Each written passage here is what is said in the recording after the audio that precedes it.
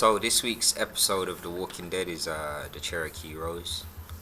This week it begins opening up with a memorial for Otis, who, as we know if we've watched the end of last week, was cruelly sacrificed by Shane.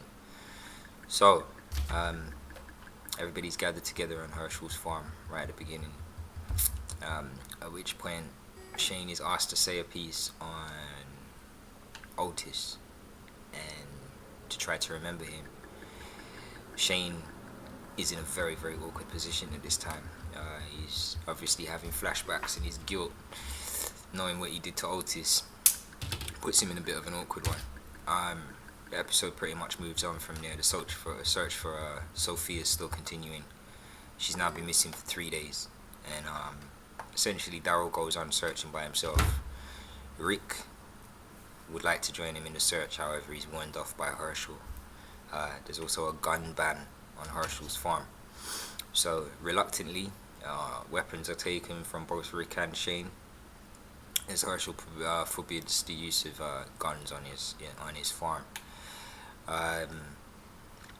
There's not much else going on. They do discover a zombie trapped in a well during the course of the day's events, and Glenn and Maggie, I believe it is, they get sent on a pharmacy run. Laurie has a special request for Glenn on this pharmacy run, and so Maggie and Glenn set off. They actually end up having quite a nice trip to the pharmacy. Very uneventful Z-wise, but they end up having a nice trip to the pharmacy. T-Dog. What can I say about T-Dog? T-Dog speaks with Dale, and essentially the things that he's been saying to Dale over, well, I think he said it in episode 2, some of the stuff that he was complaining to Dale about, he kind of retracts that in this episode and asks Dale to keep it to himself. Dale, being the gentleman that he is,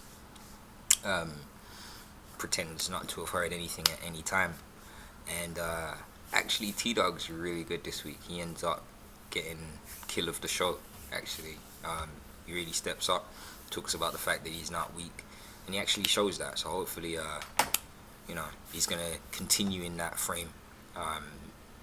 It's been disappointing so far, but I'm glad to see that he's stepping up. Carol, she's starting to get a little bit annoying. I mean, I know her kid's missing, and I know she's only been missing for 3 days, but to us it's been like 3 weeks, and she's upset every couple of seconds, which, I mean, I imagine any parent would be, obviously, in the situation, but it's starting to get a little bit, because it's not her fault that Sophie is missing, and the way in which she conducts herself almost makes the other group members feel guilty as to the fact that her kid's missing. But really and truly, the group members aren't the person that told her kid to jump out the car early, or even when Rick did find her the second time, nobody in the group was responsible for her running off and not following Rick's instructions.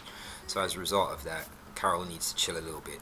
I mean, whilst obviously she doesn't want to get her kid eaten, at the same time, it's nobody's fault. Shane steps up and shows a different side to himself. He gets in deep with Andrea, has a bit of a heart-to-heart with her, and expresses some feelings to do with the overall situation there, and tries to teach her a few bits. Daryl gets to show a sensitive side in this episode this week towards Carol, and he explains the story of the Cherokee Rose to her, to try to give her some comfort for the fact that her kid's obviously still missing. Things end on somewhat of a cliffhanger again this week, but I'll leave that for you guys to see. But all in all, not a bad episode. Very, very light on the action this week. Very, very light. I don't know if money is becoming an issue for these guys or whatever the situation is, or if it cost a lot to do the Z that was in the show, but there's less and less Z action by way of that. So hopefully next week it steps up again, gets back to being exciting. Thanks for watching.